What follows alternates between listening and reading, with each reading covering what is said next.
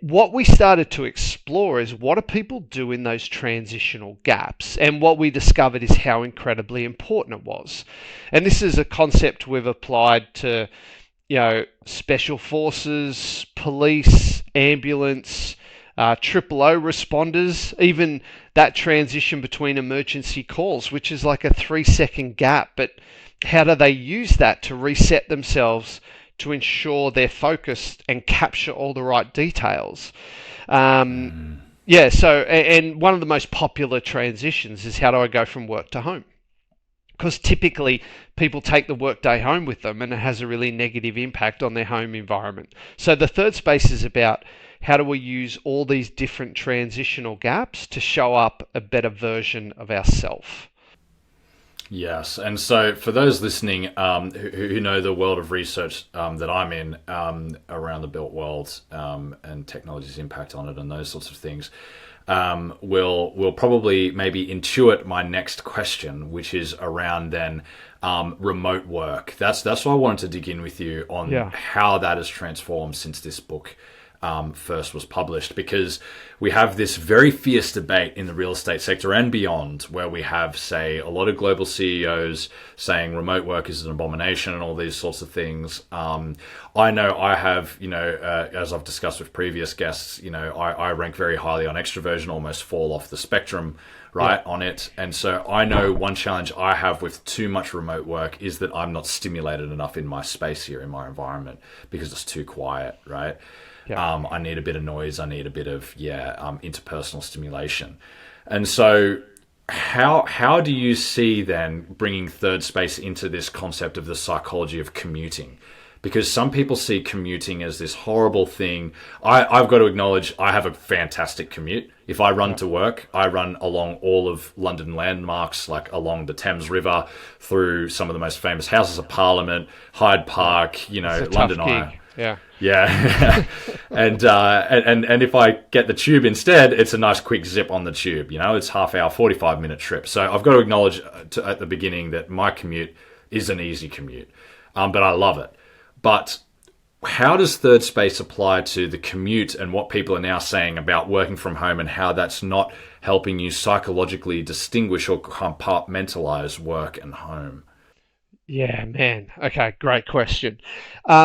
When COVID lockdown started, I got more emails from people about this concept than I've ever got.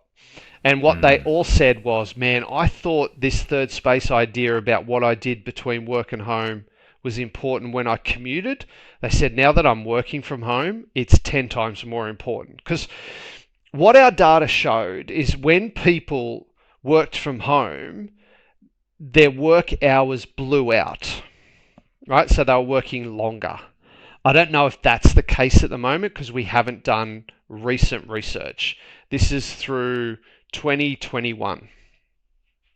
And what they were saying is the problem is that I just stay in work mode and I'm just constantly working. People that lived on their own were the worst because they went, well, I'm not spending time with people, so I might as well just keep working.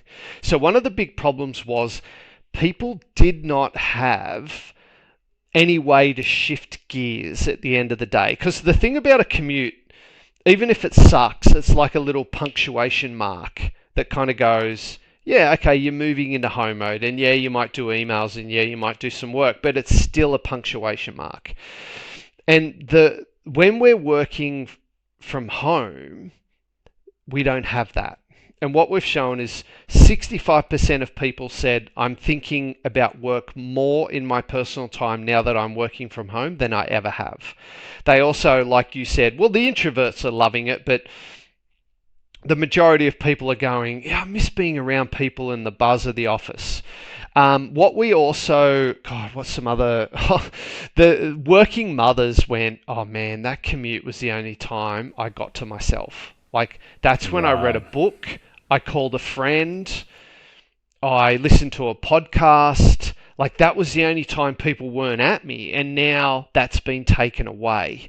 There was something else I wanted to say about this. Oh, look, the other thing too is we measured connection to team and organization. And what we showed is the longer someone works at home, the more connection to team and organization disappears. Like, just even in 6 months in Australia, we saw a 48% drop in how connected to my team I feel, even though they said I'm nailing communication. Like, it was, in terms of rating how good communication is with my team, it was over 90%. We're still catching up, but there's just nothing like being in the room with another human being.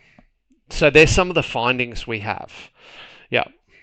Yeah, that's a really interesting point because I've even seen situations where, say, mid-tier, say managers have been working remotely, and when they've come up for a promotion, their juniors have actually kind of come out and been, kind of been opposed to it on the grounds of them being perceived as less committed to the team by virtue of never being around. Obviously, it's hotly contested on both sides, but it is a very interesting finding. And of course, that point around the psychology of the commute, Yeah. and yes, mothers. And where I Really. think some of these CEOs are out of line is they've come out too hard. And I think the Yeah. perfect thing is a blend of both. Like, I can choose. I think you never want to mandate something, but I think at least a couple of days in the office. I think, as you said, change the scenery. I'm getting out. I'm connecting with people. I mean, collaboration and working on projects is so much easier when you're in the room than when you're virtual.